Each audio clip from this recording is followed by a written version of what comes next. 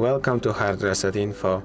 In this video, I'm going to show you how you can speak through your ARLO Pro 5 camera.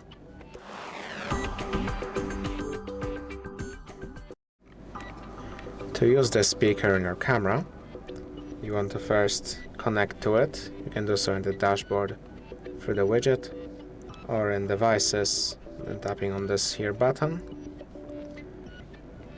and then waiting for it to connect. Here you can enlarge it if you want, or you can just leave it alone here. Just tap on the microphone button, which when you unmute, it's going to start sending the sound from your phone's microphone to the speaker right here. Though it's a bad idea to do it with the phone right there, as you have a feedback loop, as you can see, which is quite uncomfortable to hear, but you can just unmute whenever you want and speak through it. It's pretty loud, as you may be heard.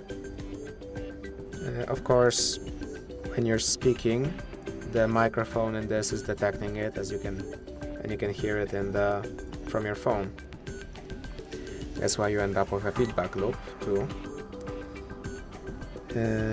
So you can back off from this. You can tap on the speaker option right here to try and mute it, but